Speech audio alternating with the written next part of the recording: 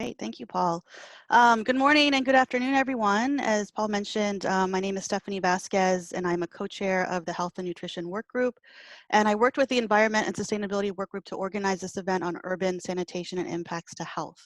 We purposely designed this event to be a few weeks out from World Toilet Day, which was celebrated on November 19th, really to continue the momentum to increase awareness for the 4.2 billion people living without access to safely managed sanitation. We also intentionally focused this session on urban sanitation as urbanization continues to increase across the globe and challenges related to safe sanitation grow with it. And so we also know that the lack of access to affordable and safe sanitation services have contributed to diarrheal diseases, and the connection between poor sanitation and public health is evident. And municipalities with poor sanitation systems often have the highest mortality rates among children under 5, along with high levels of malnutrition and poverty. So today we've brought together thought leaders, practitioners in the field to really discuss these challenges and opportunities to increase safe sanitation for all. And so we're delighted to have this session moderated by Martin Gambrill, who's the lead water and sanitation specialist who has worked at the World Bank for over 2 decades on the preparation and implementation of water, sanitation, urban development, and related programs in Africa, Latin America, Asia, and Eastern Europe. And Martin currently leads the bank's citywide Inclusive Sanitation Global Initiative. So we're all grateful for your participation today and look forward to the dialogue we'll have on this topic. And so with that, I'll close it out and hand it over to Martin, who's going to lead today's session. Many thanks, Stephanie. Good morning, good afternoon, good evening to everyone. As Stephanie said, my name is Martin Gambrill. I'm a lead water and sanitation specialist at the World Bank, and I'm currently leading our global initiative on citywide inclusive sanitation, about which you'll learn more today, among other fascinating topics. So I have the pleasure of moderating this interesting SID webinar for you today, and we have a series of great presenters and presentations in store for you. In terms of protocol, please mute your microphone and turn your videos off. I'm sure you're doing that anyway, unless of course you're talking or presenting, and that will help us with bandwidth. We also ask that you use the chat box liberally today to pose any questions or comments to the presenters. And we've asked the presenters to respond to these both directly in the chat box following their respective presentations, as well as in the Q&A session, assuming we don't run out of time for the Q&A session. So today we'll be looking at the nexus, as Stephanie said, of urban sanitation services, the planning and delivering of them for all, as well as the health and other dimensions of urban sanitation. And we will be doing so from a number of different, and I hope you'll agree, compelling perspectives. We'll have a series of 5 presentations followed by a Q&A session. And in order to keep to our tight schedule, I'll be alerting the speakers when they have 1 minute of their allocated time remaining. You can find detailed bios of the distinguished presenters on the SID webinar webpage. So first up, it's my pleasure to introduce one of the movers and shakers of the global sanitation sector, Kate Medlicott from the World Health Organization. Kate is the team lead for sanitation at the WHO and has led a number of their key pieces of work on sanitation and health over the years, including their recent publication together with UNICEF on the State of the World's Sanitation Report, which was launched a couple of weeks ago on World Toilet Day, and about which you will now hear some more from her. So Kate, thank you, over to you. Thank you, Martin. Welcome, everybody. So yeah, the state of the world sanitation, I mean, this is, I work for WHO. Sanitation and progress on sanitation underpins like so much of what we're trying to do. So we've produced this report, bringing together the health, the economic case, the data on where we're at and what we need to do to accelerate as a WHO and UNICEF report. But of course, it's a resource for the sector, for all of us wanting to make a strong case for sanitation. Next slide. And the reason that we're doing this, of course, is because we're alarmingly off track to meet SDG 6 targets. And at the current rate of progress, we're going to be into the 22nd century. So my grandchildren, great-grandchildren will be alive by the time we achieve safely managed sanitation. Clearly, that's too slow. What's more, sanitation is a human right. So we really should be making faster progress. And when we say a human right, it's not just a right to a toilet, but a right for all of us not to have to live in environments that are contaminated by other people's feces. Next slide. So where are we at? Okay, you hear these numbers a lot, 2.2 billion without even a basic toilet, 4.2, that's more than half of humanity that don't have safely managed sanitation services, nearly 700 million still practicing open defecation, 400 million in schools, it goes on, 10% of healthcare facilities without sanitation, that's probably an underestimate. We are making progress, but you know, you can see these numbers are fairly dire. Next slide. And you know, the consequences are really stark of not making progress on sanitation, and we're failing to claim this myriad of health benefits that comes from safely managed sanitation, whether that's in the nutrition agenda with nutrition and stunting in children, whether it's cholera that kills really rapidly, all of the well-being dimensions of health, of dignity, safety, gender equality, the conditions of sanitation workers, and of course the financial costs around the burden on the healthcare system of dealing with preventable infections, lost income, foregone educational opportunities, and so forth. Next slide. But before I jump into the details, I really wanted to reinforce that when we're talking about progress on sanitation and improving health, we really have to be looking after the whole sanitation chain that you see here. A break in any of those links leads to health risks. Next slide. And I think if you take anything away from my presentation today, the thing I want you to remember is that sanitation is a public good, and it's an essential public service which is foundational to healthy populations and prosperous societies. And we really have to change this mindset that sanitation is largely in the realm of household responsibility, and really work with governments to make sure that they're ensuring safety along the whole sanitation chain. Next slide. And then one of the reasons I think that people point to for why we're not doing this is because they think, oh, it's so big, it's so expensive. And that's true perhaps. The estimated costs that shown in the report is 105 billion for safely managed services, or 36 for basic services. But what's clear is the costs of inaction are greater. It's estimated that there's a 5-to-1 economic benefit in return for every dollar put in on sanitation. So it might seem expensive, but the costs of inaction are higher. Next slide. And so where are we at? If we look at, this is some of the funding data from GLASS, and what you can see clearly here is that, that there's a big funding gap that needs to be filled. We're currently investing around $1.50 per head. That needs to go up to $24 per head to meet the targets by 2030. Next slide. So clearly we need to imagine a dramatic increase in pace. Next slide. I won't dwell on this, but in terms of what we're aiming for, the sanitation and health guidelines kind of lay out these 4 recommendation areas about what we need to do to protect health. And then I'm going to sort of talk a bit more now about the how we get there. Next slide. I just want to talk about the pace, the rate of acceleration we need to achieve. So you can see the orange line there for open defecation, about the rate of progress we've been making in the past will get us there by 2030, but we need a dramatic acceleration in basic services, and even more so in safely managed services. This is even doubling as fast as any country went in the MDG period. And in least developed countries, it's actually a 7-fold acceleration that's needed. Next slide.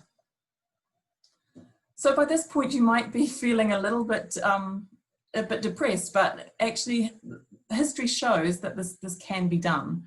Countries like Singapore, Thailand, South Korea, Malaysia made massive progress in the 60s and 70s.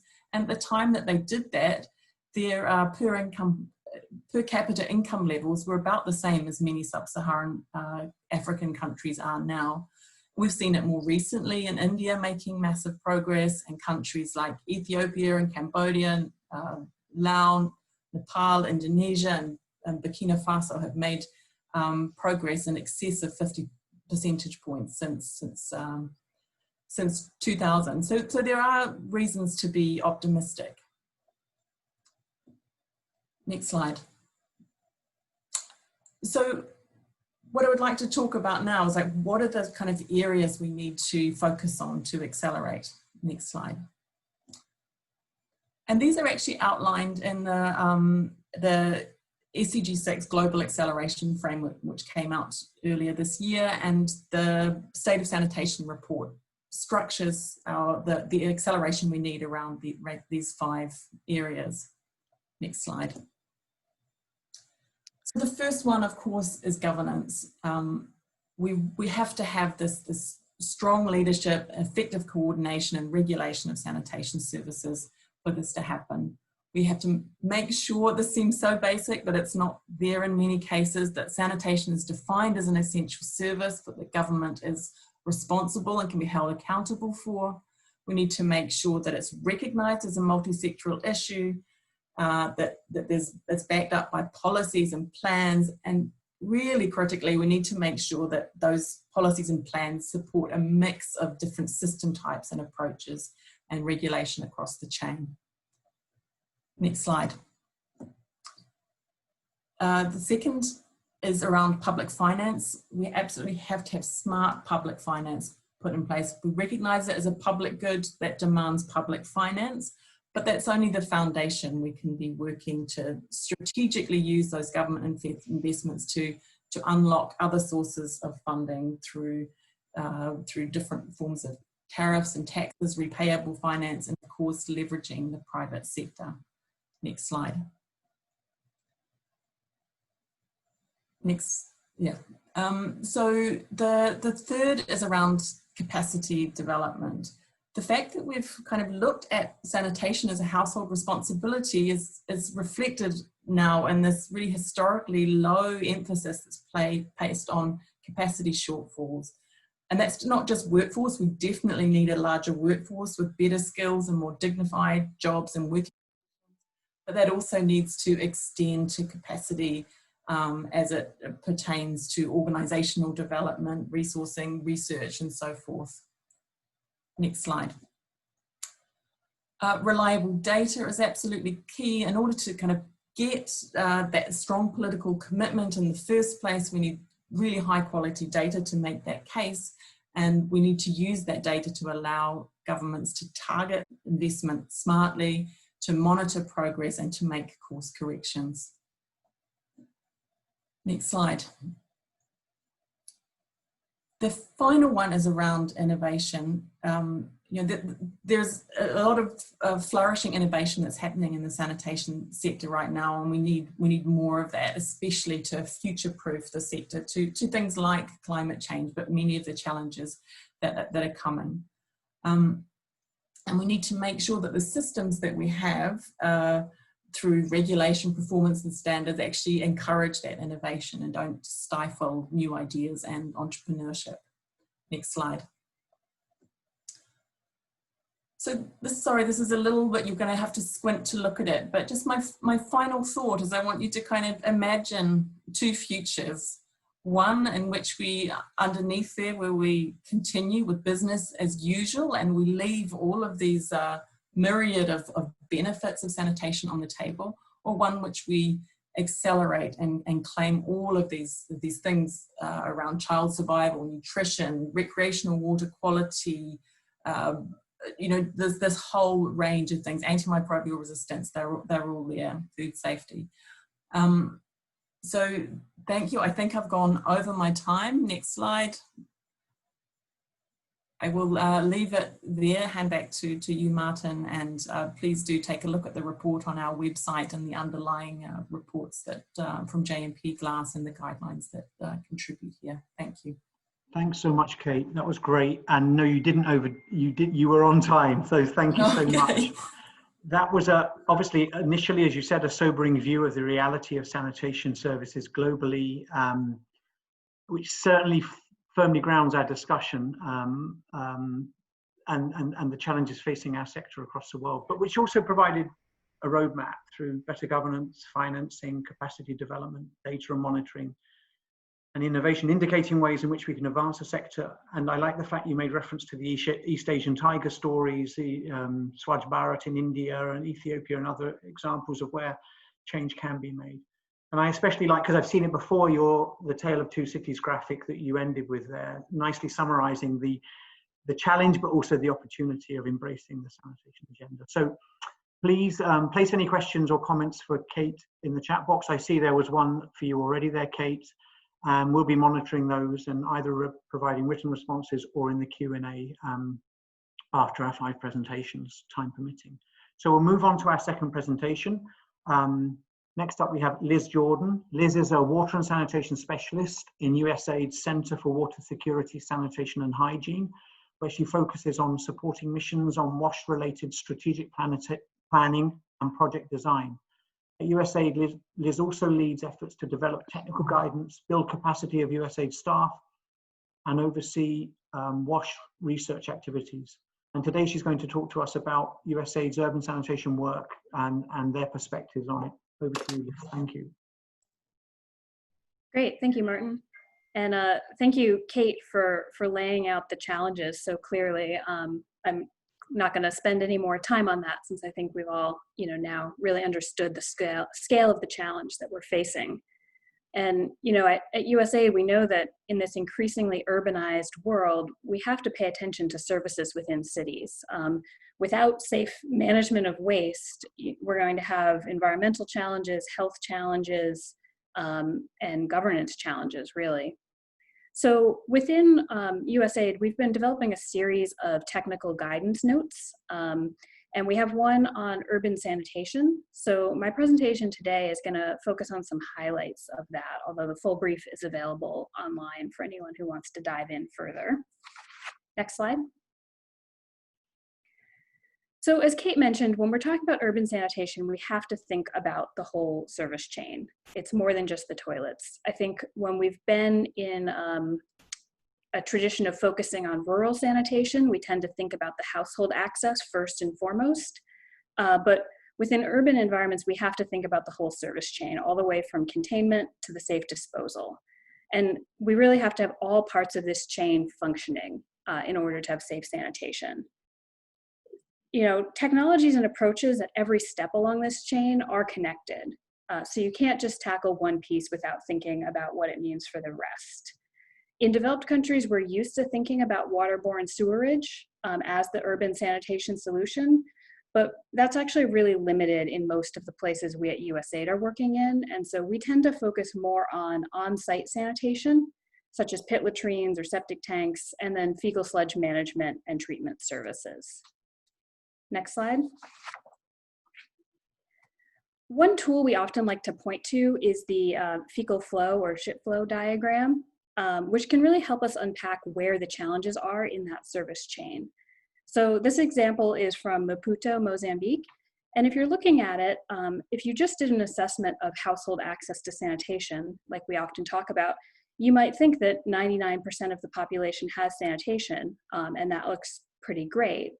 But by tracking through the whole service chain and figuring out where the waste is going, we can see that actually 54% of the waste is being disposed unsafely into the environment, and only 46% is actually safely treated. And we can look here to see where are the biggest problems. So in this example, you can see that the manual emptying of latrines is really the largest flow into the environment. We can also look at this and see that only 9% of the population has a connection to the sewerage network. And so it's really more important to focus on that 90% that's using on-site facilities. So these are, the kind of tools we would look at within our programming to start to target interventions. Next slide. So from here, I'm going to step through the service chain a little bit and just talk a little bit about the types of programming USAID does and some examples of what we've done. So within containment, the type of technology that gets used is really going to affect the rest of the service chain. This could include latrines that are connected to a pipe sewerage network, septic tanks or pit latrines, or even container-based sanitation. In general, what we see in the cities we work in is that the containment is insufficient, and it actually impacts the ability to empty waste. If you have a poor quality pit latrine, you often can't mechanically empty that, and it leads to even more unsafe disposal. Private household sanitation is obviously the goal we're all aiming for, and it's what most households and governments prefer, but it's sometimes unrealistic when we're programming in dense urban areas, particularly informal settlements. They may not be possible because of high flood zones, or people who are renters who can't make that investment, or just density of environment. And so in those cases, communal or shared latrines, where we have compound living, or public latrines might be the right solution in the interim to make sure that waste is being managed. But when we start to talk about public latrines, we have to be careful that they're well managed. The best ways we've seen that done is typically through some sort of performance contract, which really ensures the service quality. Our programming takes market-based approaches to increasing access to household sanitation. This is true in both rural and urban environments.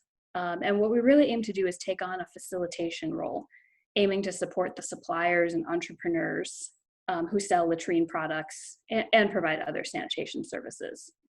So for example, our program in West Africa, this picture here is from Benin, where that program is working. The Sanitation Service Delivery Project is training entrepreneurs to provide those sanitation services and really helping them to fill the gap. Next slide. That next step of the chain is the emptying and transport. And so when we're talking about the on-site systems rather than waterborne sewerage, waste must be emptied and then transported safely to a designated site. It can be vacuum trucks or other mechanical emptying technologies, or it can be manual emptying, which can be dangerous for the people doing it and has to be very carefully monitored. There are some cities that maintain a fleet of vacuum trucks that provide the emptying services, but more often we really see the private sector filling that gap. One challenge there is that they can be unregulated. Governments may not want to step in to really manage that system because they see it as temporary until sewerage is available. But we really have to focus on the solution because on-site sanitation is going to be present for a while. And when there's no regulation, we can often see unhygienic procedures dominating, particularly by informal providers. But whether we're talking about private or public sector provision of this service, it is important to think about commercial principles. Management of the service is just as important as the type of technology we are using. And it has to be financially viable, either through user fees from households or public funding.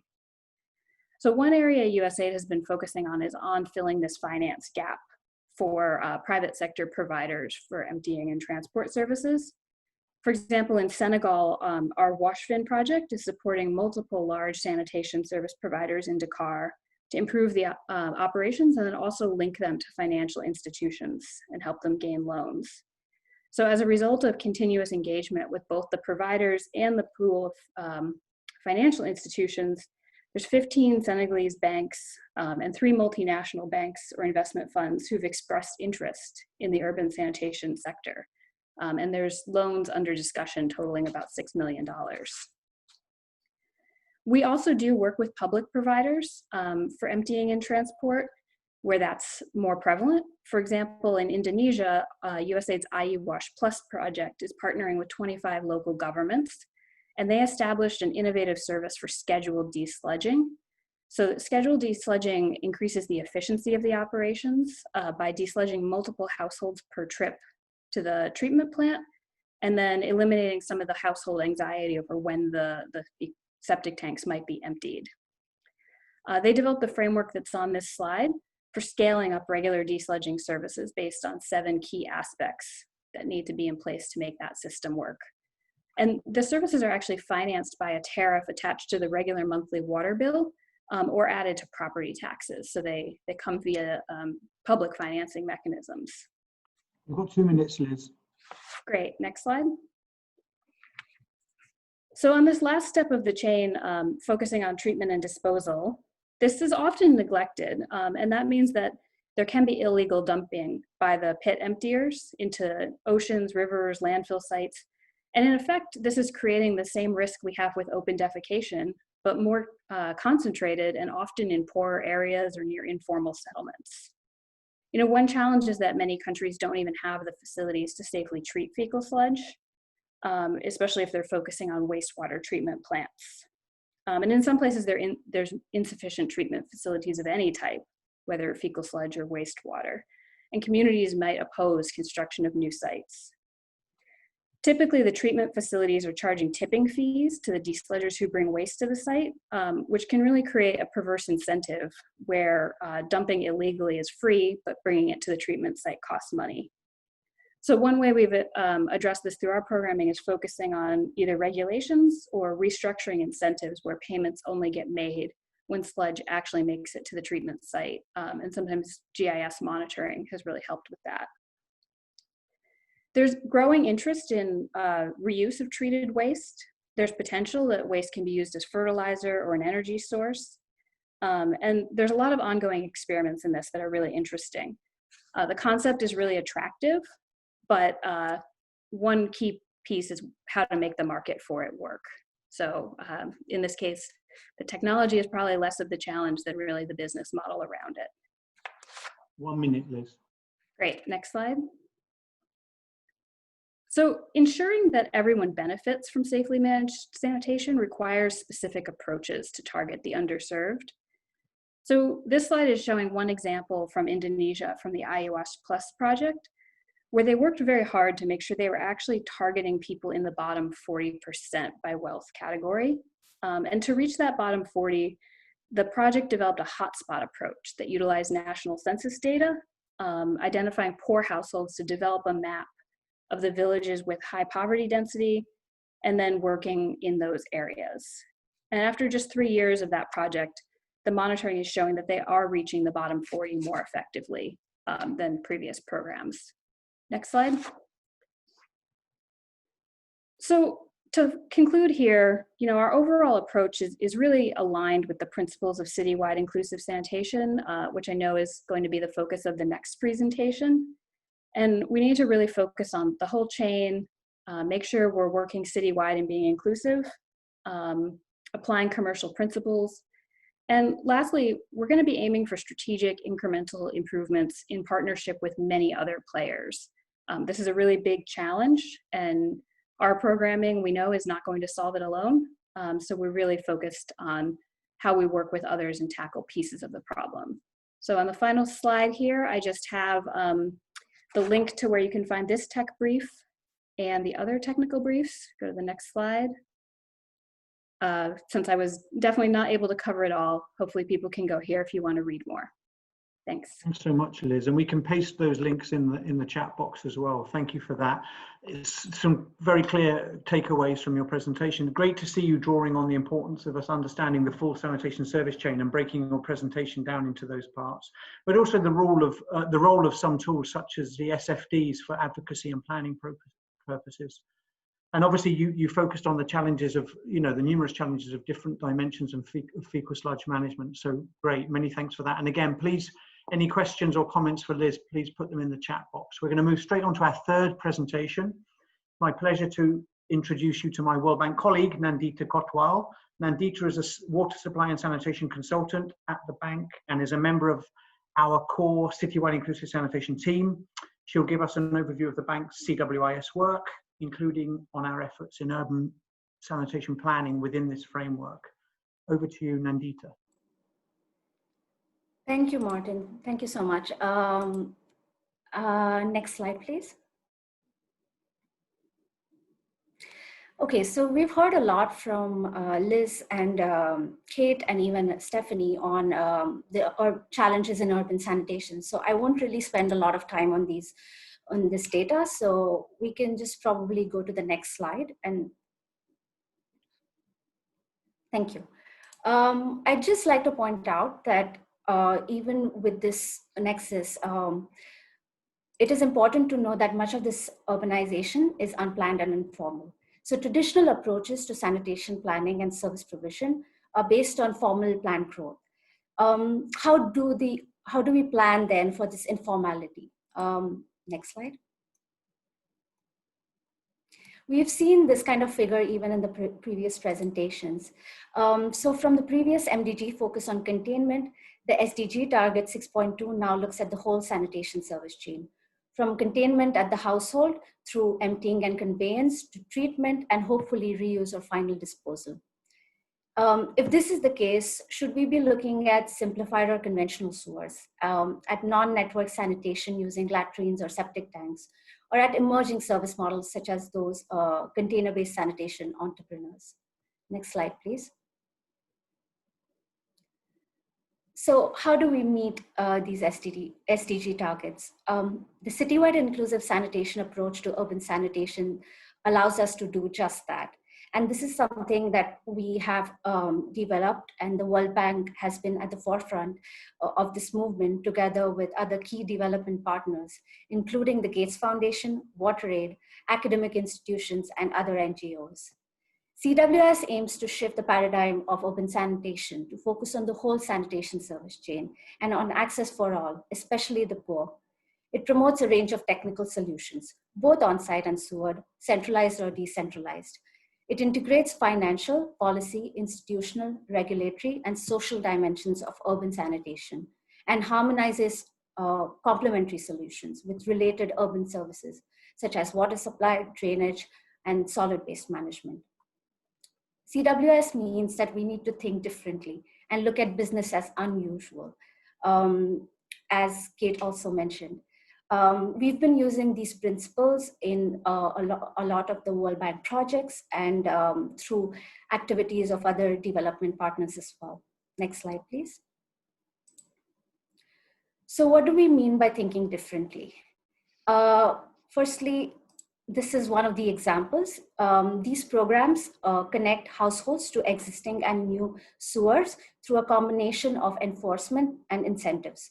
Many of these connection programs are in Latin American cities and are focused on different aspects: financial, legal, policy, regulations, social, and technical aspects. We also have recently launched a new report on World Toilet Day that looks at how to, different case studies on how to connect the unconnected households to existing and new sewer networks. Next slide, please.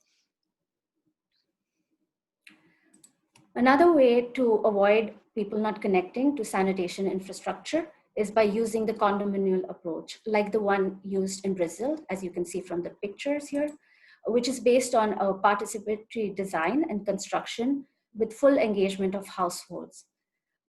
This decentralized approach can reduce investment costs by as much as 50% when compared to conventional sewers, and can maximize household connections. Next slide, please. In terms of reuse, here you can see on the top left is an example from Cochabamba, Bolivia. Before the wastewater treatment plant was completed, it looks like an arid moon-like landscape.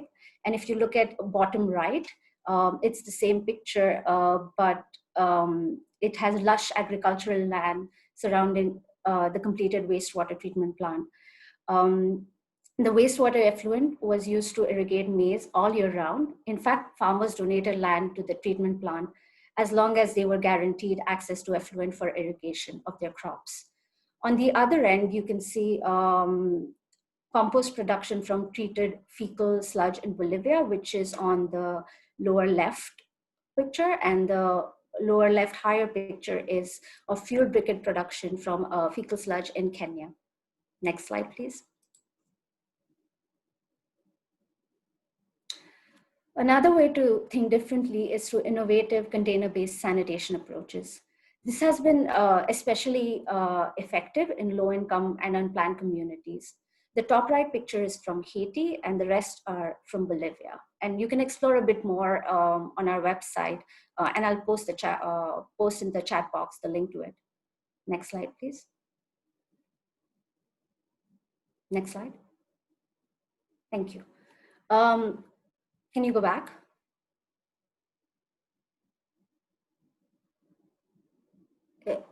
Great, thank you.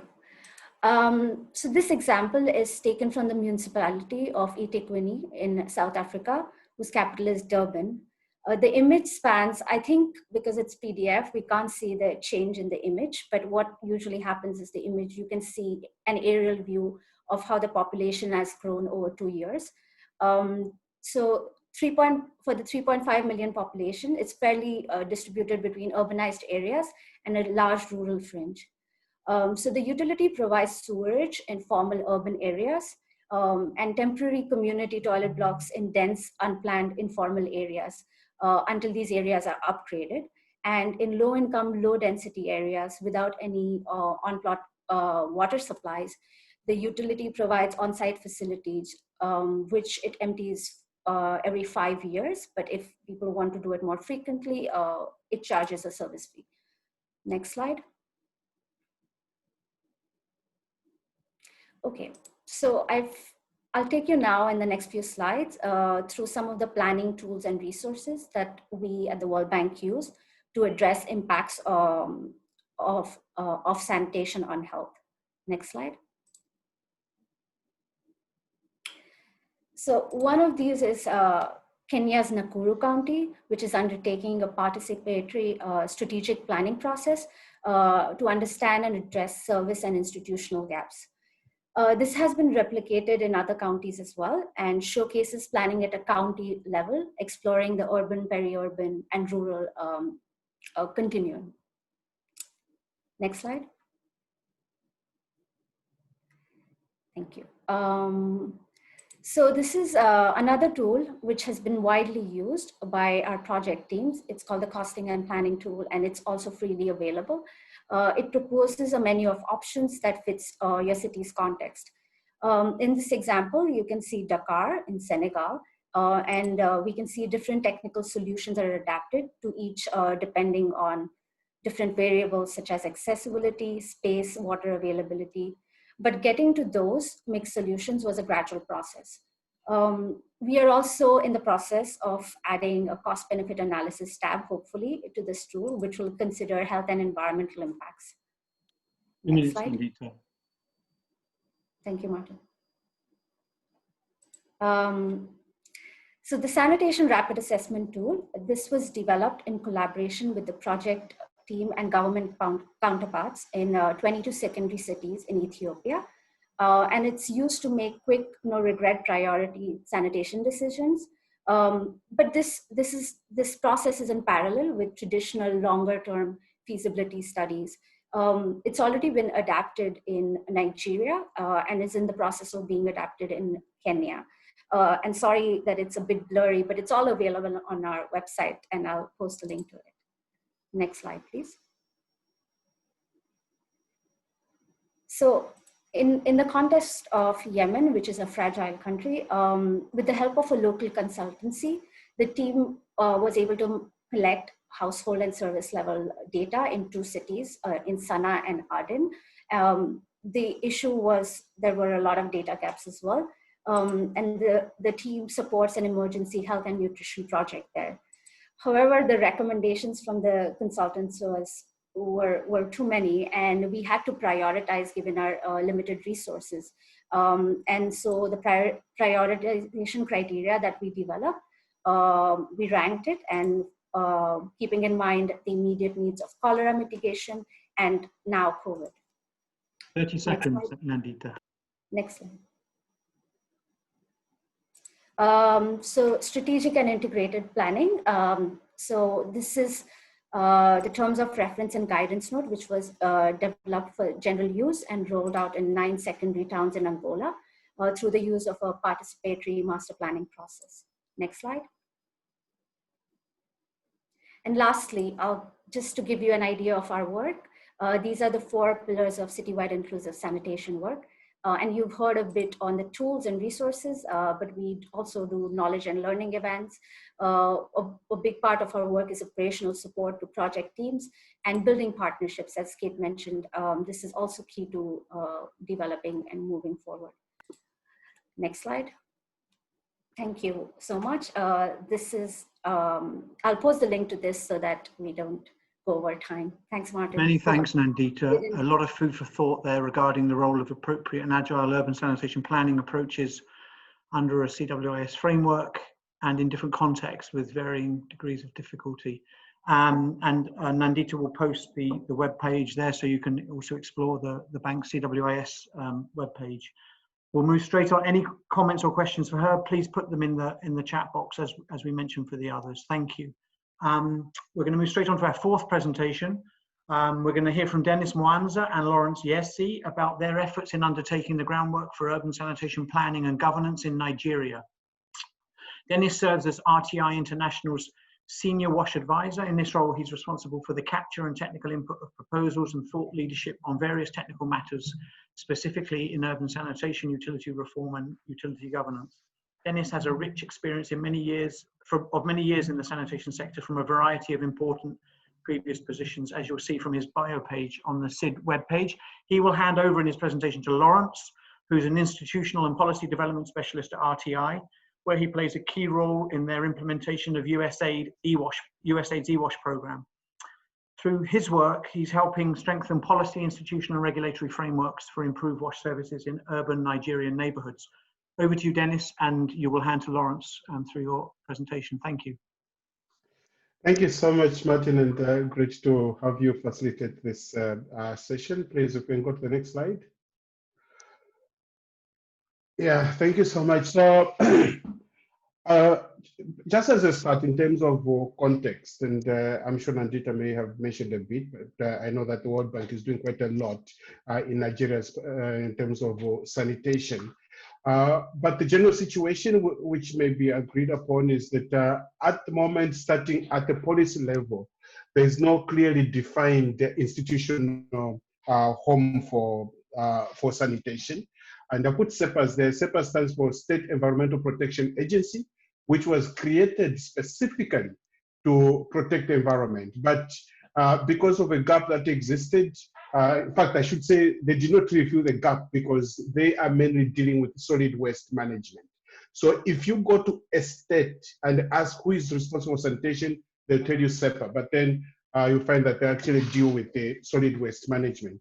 Sorry, I should have mentioned at the start that most of the participants here may be aware that Nigeria follows a federal system of governance, and water and sanitation are what are called devolved functions, and so basically a responsibility of each state government, even if there is a federal, federal ministry. In fact, I need to mention that while at the state level, there's no clear home for sanitation, at the federal ministry, there is actually a department of sanitation headed by a director of sanitation and what they call quality control. And, as I think Nandita or I can remember the first presenter mentioned, sometimes we look at sewerage as the only solution, but that is not. And in fact, in Nigeria, in most cities, there's no centralized sewer network, and with a very high open defecation, no fecal sludge treatment plant that I know of. I'm sure there might be one or two. I mean, it's a country of 200 million almost, and 36 states. But whatever the case, in most of them, there's no fecal sludge treatment plant. And you can imagine what this means. This means it's basically what we would call institutional open defecation, because toilets or septic tanks may be emptied. Where this is thrown is everybody's guess. And so what it basically means is that there is very low access to safely managed sanitation, which I think, as we know, is part of the targets for the SDGs. In terms of the impact of this kind of situation, I think these have already been mentioned even previously: economic impact, health impact. I mean, all these call for a need for us to address this challenge that we have now. And what better time now that we have the COVID-19 that even calls for us to address this particular challenge. Next slide. Next slide. Yeah, so why, I think I've already mentioned in terms of lack of a clear home. Now, thanks to the presentation, I think it was Kate, I can't remember now, or I think it was Liz who talked about the Mozambique case and so on. So at operations, but there's also need for that issue of a clear institutional hope at the government ministry level. And then weak institutional capacity, no budget, and a lot of blah, blah. Now, of course, this has a lot of blah, blah, because as we all might know, since 2000, we've been talking about sanitation being an orphaned baby. We always talk about water and sanitation. And I must say that there's been an improvement, but I think there's still a lot of lip service and not so much action. Next slide. Next slide. Yeah. So the case for a dedicated ministry, I think basically, as somebody has mentioned, we need at the highest level a clear, dedicated ministry that is responsible and accountable for delivery or non-delivery of sanitation. Because in this respect, we will have at least some level of focus and attention to sanitation, and possibly also there will be that guide and need to push for clear policies and of course sound strategic directions, dedicated budget, and possibly also stronger institution. I must clarify that just having a name in a ministry may not be sufficient. Obviously, you have a ministry for sanitation, but you need to have also a dedicated department with a senior enough civil servant that is responsible for pushing the sanitation agenda. And this is applicable for both rural and urban.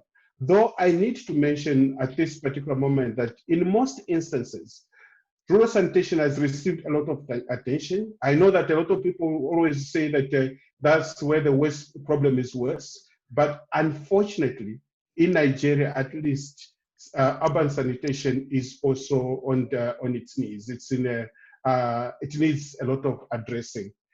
Next slide. And of course, it increases effective monitoring and evaluation, and obviously learning and how to come up with new mechanisms of all this. And of course, defines the roles of service providers. But at the same time also, as I mentioned on the differences between urban and rural, that helps to clearly know that there's a difference between urban and rural, and the solutions may be different, and which I think to a great extent are different in terms of solving the urban, urban needs for sanitation. Next slide. So RTI, the organization I work for, is actually implementing a $60 million USAID funded EWASH program. EWASH stands for Effective Water Sanitation and Hygiene Program in Nigeria. We're working in 5 states, and it's a reform program for urban water supply and sanitation. And as far as sanitation is concerned, we have facilitated development of new policies for water and sanitation, as well as laws. But I think what is key for me is dedicating or agreeing with the local state governments that there should be a ministry that will be responsible for sanitation. I'm not saying that the ministry has a name of sanitation and so on, like Ministry of Sanitation and so on, but there is at least a state ministry, what they call commissioner, who can be held accountable for delivery or non-delivery of sanitation. That's the Ministry of Water Resources. And then there is also at operational level, which is another very key point, is that the state water boards, which have generally been only responsible for water services in the 5 states that we're working, have now been given or taken over the responsibility of sanitation. And lastly, but not least, the seaways approach, which has already been explained, is something that we have adopted in these 5 states. That is citywide inclusive sanitation. And my colleague Lawrence is going to proceed on this. Please, Lawrence, you can go on.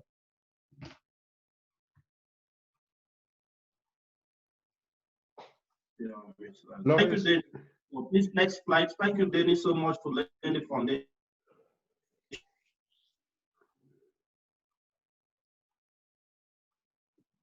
Next slide. And I'm going to continue. So next slide, please.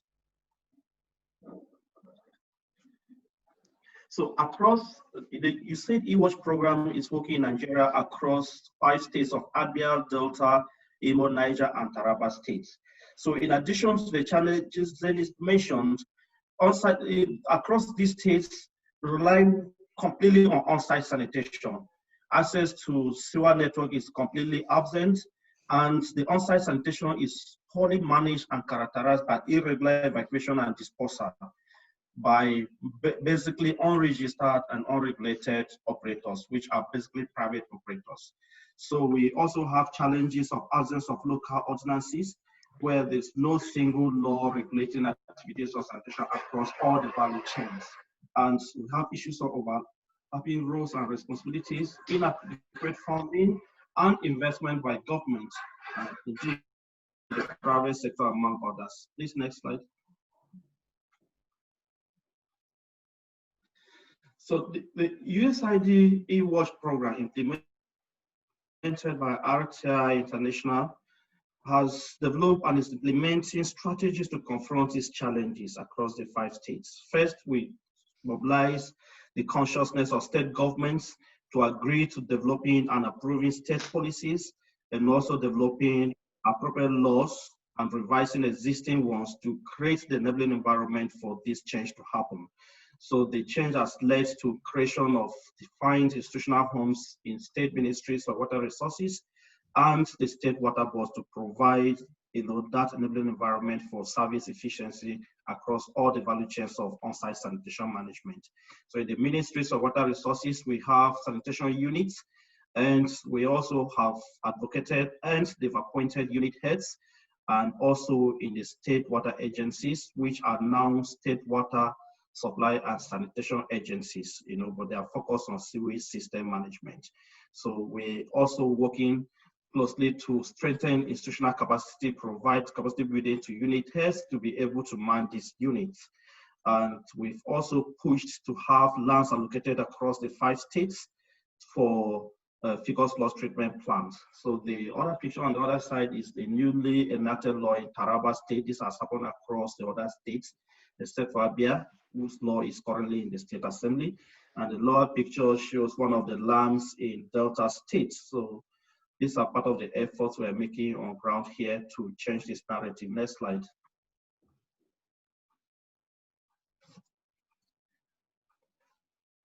Yeah, so additionally, the USAID e-Watch program facilitated the establishment of high-level citywide inclusive sanitation task force to coordinate sanitation activities across the states.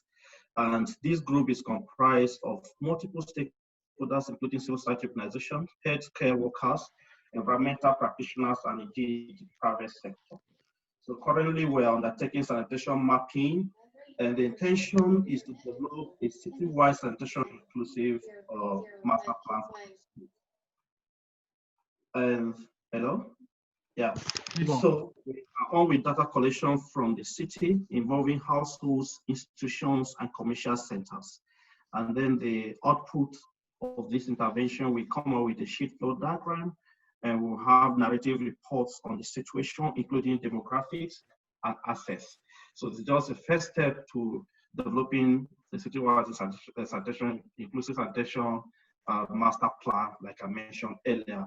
And while the program is ongoing, we'll try to change the narratives and create an entry point for the investors or other development partners who want to come in to help change this narrative. Thank you. Back to Dennis.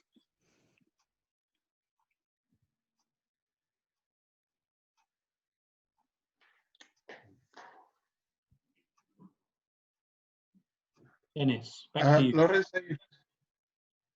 okay, I think basically what he was trying to explain is that we have this, we're undertaking a sanitation mapping exercise, basically like has been mentioned in terms of citywide inclusive sanitation approach, to get exactly what is the situation on the ground, identify the gaps, the different inequities, and sorry, I did not finish with that the other slide. Anyway, look to get the situation on the ground.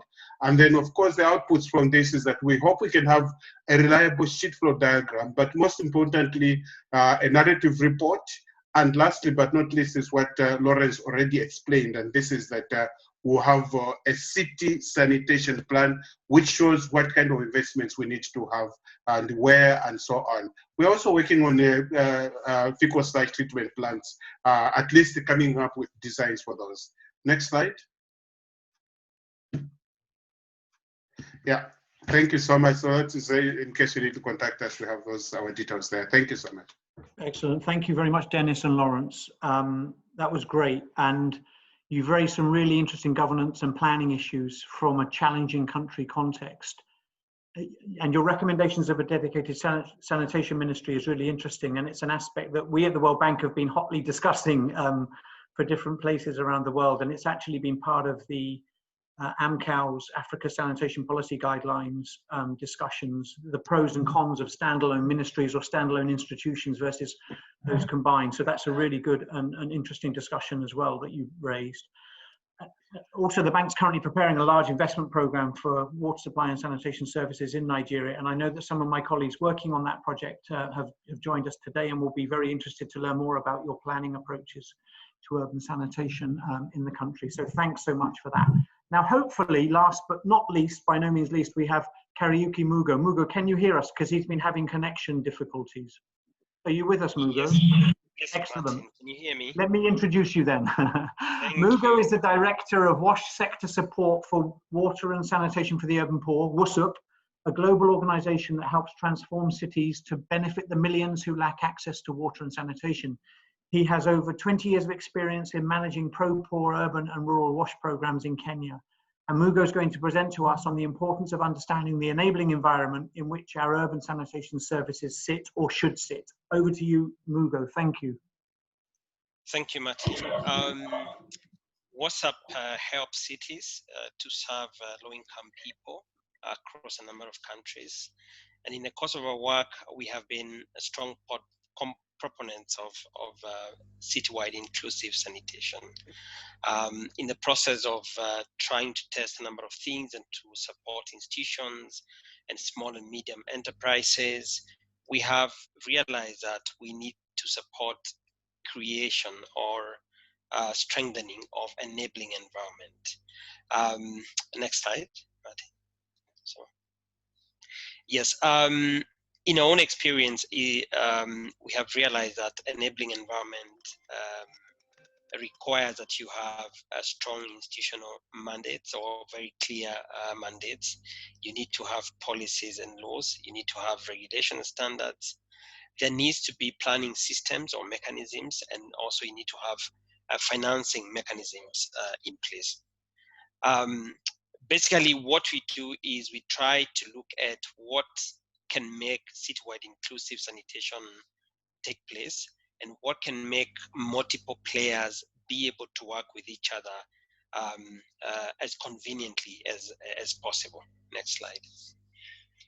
So we've been doing a number of things, and the first one is trying to clarify mandates. And if you look at mandates, they're basically the biggest thing that stands in the way of sanitation services access and provision. And if you look at, it starts off from the national level to the local level. But again, if you try to concentrate on the national level, it becomes very difficult to have anything done on the grassroots. So what we normally encourage is that during citywide inclusive planning at local level, it's very important to try and lay out institutional framework where you can see how the government institutions, the role they play, the role the private sector plays, and what the users need to do so that you can be able to facilitate those functions. Next slide. We also address issues of policy and legal gaps, and we do that at both national and subnational level. At subnational level in Kenya, we have counties where we support county governments to develop policies and bills. Of particular interest is the county government of Nakuru, which Nadita mentioned, where World Bank has also done countywide inclusive sanitation plan. And Nakuru was the first county to have a sanitation policy, and having that policy in place tells it all. If you look at Nakuru out of the other 47 counties, you'll see how much progress it has made in this country in terms of providing sanitation, and especially non-sewer sanitation. We also have a number of similar processes going on in a number of counties, but also we try to strengthen national sanitation policy. There's a process underway with many other stakeholders, and we are part of that conversation, and we think it will change the whole policy environment and unlock a lot of potential for inclusive sanitation investment services. Next slide.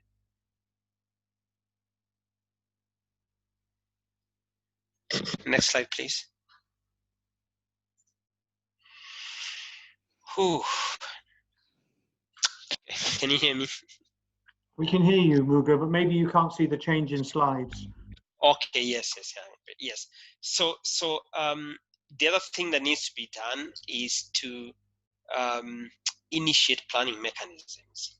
And I think this is a problem with many developing countries, where planning is not a very important element of development or investment, public investment. So when we advocate for citywide inclusive sanitation, it's very important to try and initiate mechanisms for planning at local level. And possibly the starting point would be a sheet flow diagram to see how much waste is treated and how much waste is untreated, to be able to start that conversation, because this is an easier tool for each and every stakeholder to be able to understand. Next slide.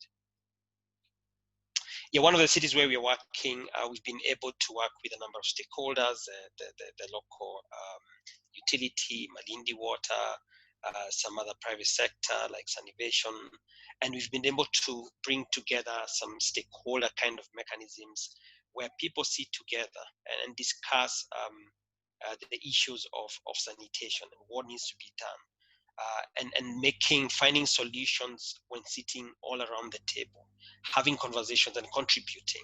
And this has been a number of players coming into action: the county government, the utility, the local private sector, the municipal board, all sitting together and bringing other stakeholders to be able to look at how a plan can be developed for a city that has no other plan that addresses basic services, and especially solid waste management and sanitation. So this is something that can be an ad hoc committee, or you can form a committee with a TOR for this specific purpose, or you can use any other mechanism that coordinates stakeholders who can be influential or who have a good idea of how services should be planned for the city.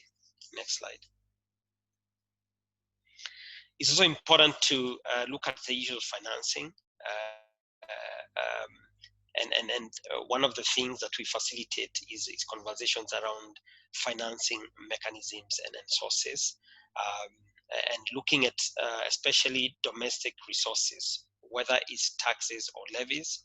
And we've done a number of those things around some counties, and especially in Nakuru, where we're having conversations around a local surcharge for water customers to pay a small subsidy to enable the utility to invest in some services for the unserved.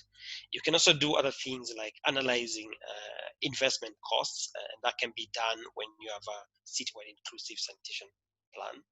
It's also very important to analyze how finances flow within a particular location, seeing what the residents can be able to pay, what the government and other partners can be able to put in, where it goes, and what kind of investment it goes into, so that resources are not invested where roles are duplicated, so that you can get a maximum impact out of the resources that are available.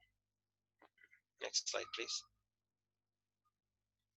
I think the last thing I want to talk about is a kind of a small mechanisms for investment, and we particularly think of a small and medium private sector as service providers, and we always try to facilitate a growth of SMEs, and also facilitate mechanisms for them to work with public sector.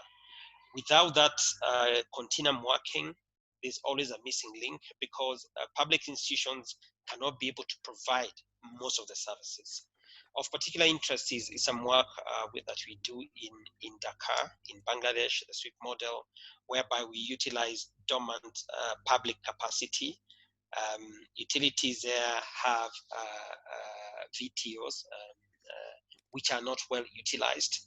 So we've developed a model whereby SMEs can lease these VTOs, and then a contract that also serves, takes the interest of low-income people, be able to utilize those public resources to provide a service that the public sector is not able to provide. We also do a lot of incubating and connecting SMEs, like I said earlier, and we've done quite some work across many cities, with Lusaka.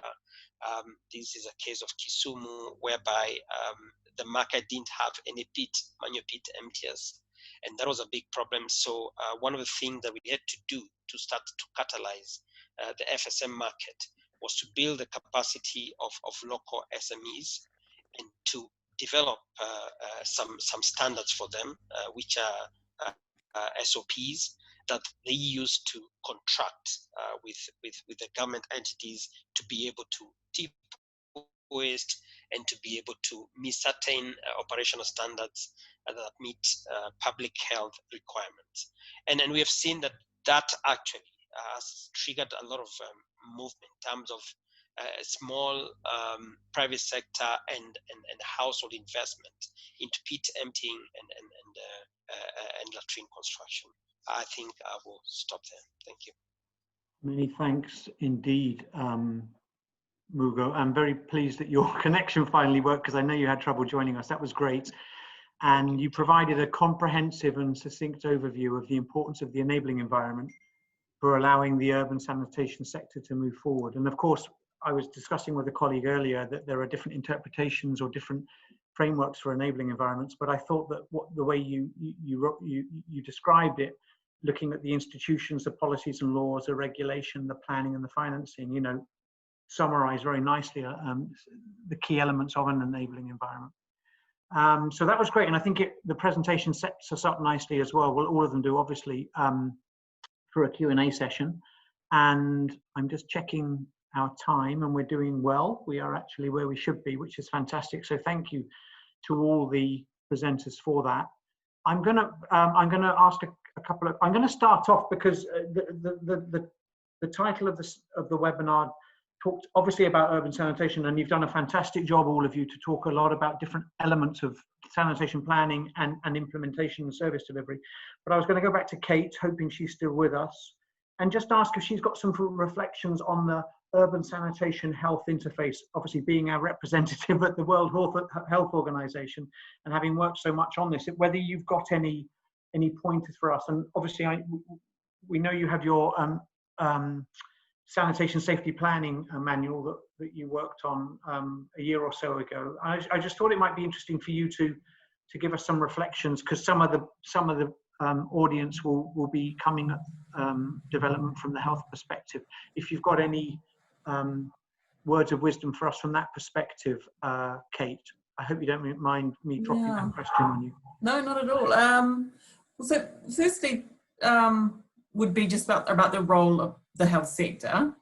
I mean, that's one of the key recommendations within the sanitation and health guidelines. Certainly not that the health sector should deliver all of sanitation, but they've got really, really important roles to play, and they're in the guidelines. I won't go through them, but we really need to work with those health sector actors to make sure that sanitation systems are really protective of health. So I think that's really important that they're playing that role, because ultimately the benefits accrue to the health sector. The second is around, sanitation safety planning, or more broadly what we would call risk-based planning. So if we of course, we realize we need to kind of jump a cliff here, right? It's a huge task. And if we're to get the best health bang for our buck, we really need to be mobilizing some of that health data and health risk-based planning to put that investment where it's going to make the most difference for health. So when we sort of use those terms about risk-based prioritization, that's really what we mean in a nutshell. And then the third thing I would say is around health programming. So there's lots of health activities, whether those are neglected tropical diseases, intestinal worms, trachoma, cholera. What we sort of see sometimes is sort of people trying to go it alone in the health sector, doing WASH work, understanding that WASH is important, but not necessarily bringing to bear all of the experience in the sector that's built up over years. So really just encouraging health sector colleagues to work with the WASH sector, trying to use that data to draw them into your specific health issue and make sure that the way that those WASH interventions are being implemented is really breaking transmission of the disease that you're interested in. So that's really what we mean by about targeting according to health risk and tailoring health WASH programs towards the local health risks. That's it from me. Thanks so much, Kate. And I'd just like to recognise that a number of the presenters have been answering the questions in the chat box. Kate, Nandita and Liz and others as well. And I see Mugo's doing that now, which is great. I just like to take the fact that I'm moderating this. I tend, obviously health is a very, very important dimension of sanitation, of the absence of sanitation, or of the benefit of appropriate sanitation services.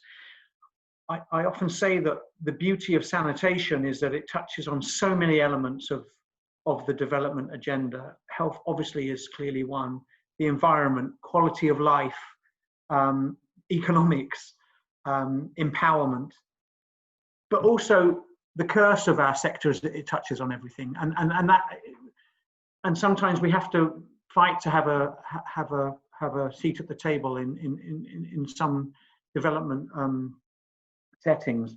And I think that's also because there are coping mechanisms, because whether we like it or not, like with water supply, everyone has to have some sort of, everyone has to go every day, let's put it that way.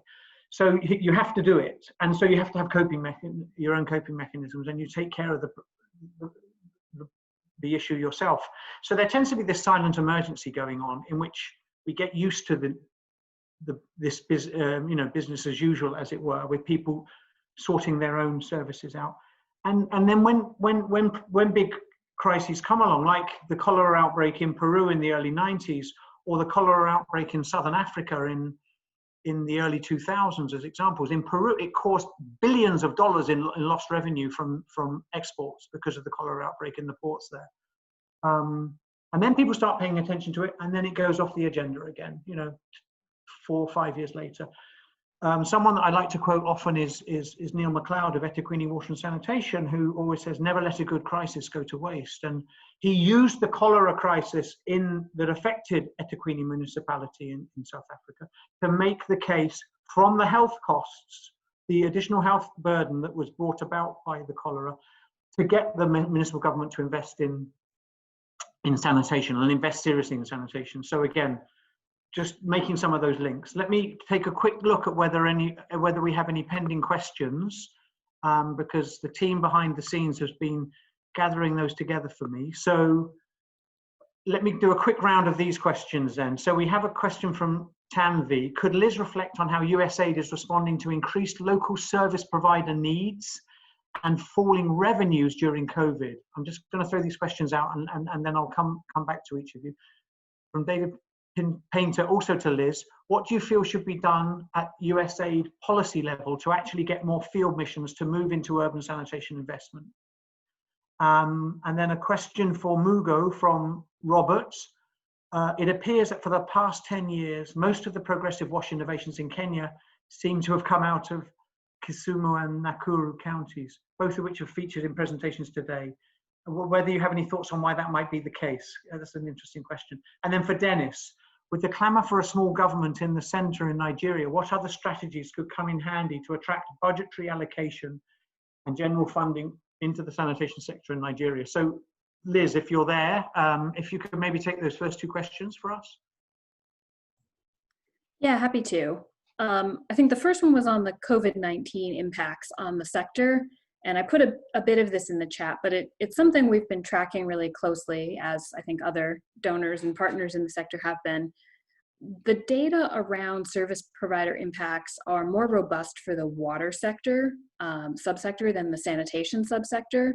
We're certainly hearing sort of panicked cries from many water utilities and small scale water providers that they're just running out of money, and service cuts are already happening in some places. And that seems to be the area also that governments and the development partners are focused more on than sanitation. But it is something we're tracking sanitation at all levels. So service providers we've seen are having less demand. Households are just sort of deferring expenses like pit emptying or purchases of latrines right now. And we have some analysis that should be coming out within the next couple of weeks on what those impacts look like and what we need to do. Our response, I put a link in the chat to an entire page of kind of information, stories, et cetera, on what's happening at USAID to mitigate impacts. It's really primarily happening out of our field missions, since they have the best knowledge of sort of the on the ground issues and what the priorities are. But I can put that back in the chat again for anyone who's interested, so you can take a look more closely. The second question. Go ahead. Yeah, yes, please, with the second question, please. Yeah. Yeah, the second question was about the policy level to get more missions moving into urban sanitation.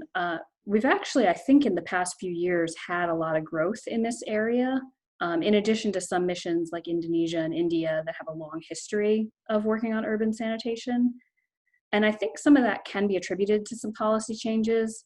In the USAID Water and Development Plan under the Global Water Strategy that came out in 2017, sanitation was elevated to be a development result right alongside water.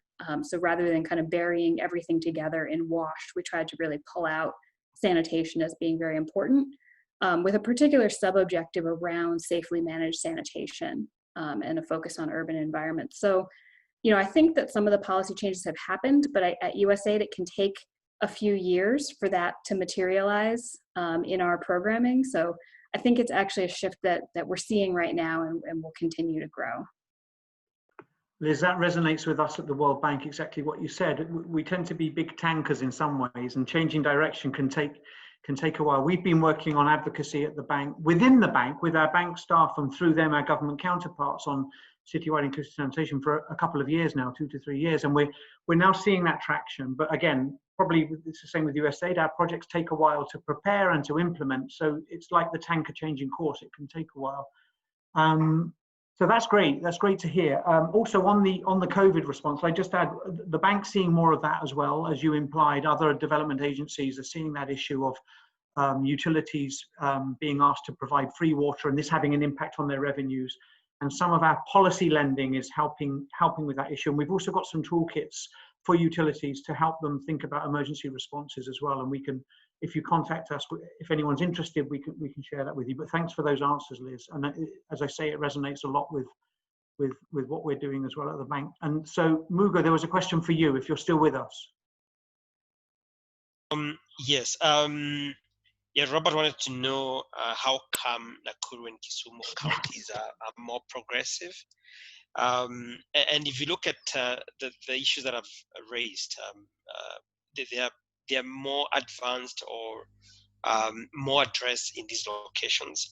But I'd like to mention one or two things. The first one is institutional coordination in these counties is stronger, because lack of clarity of mandates doesn't stand in the way of things happening. So there are mechanisms for coordination of institutional players around these counties. so there's more openness.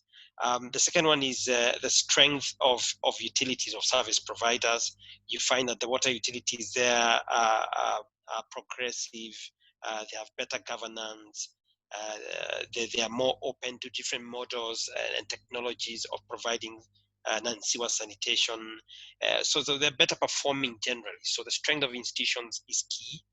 And also this general,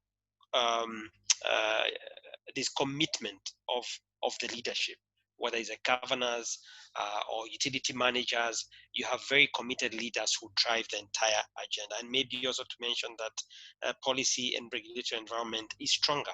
They have regulations, they have policies in place, and that is what creates the environment for investment and service provision. Thank you.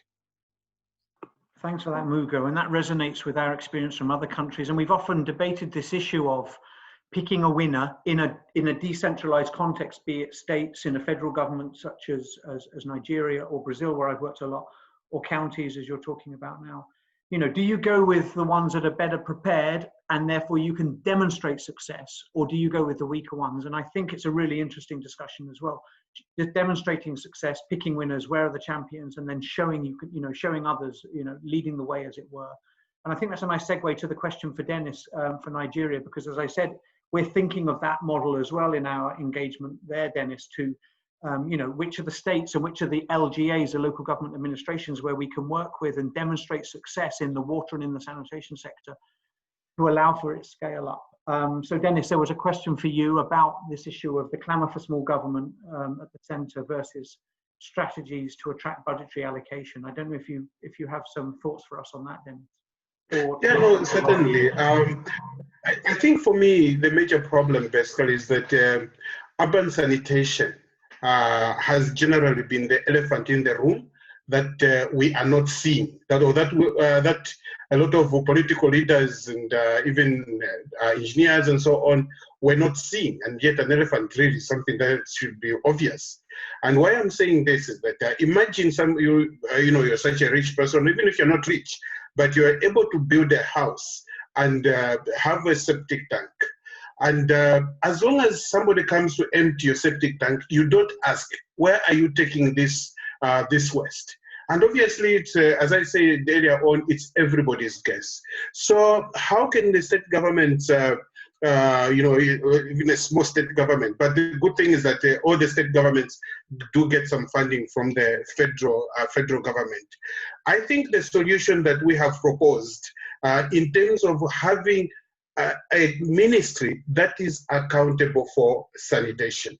Now here again, thanks for raising that issue about the debate on whether it's one ministry or not. I'm not necessarily saying we should have a ministry of sanitation alone.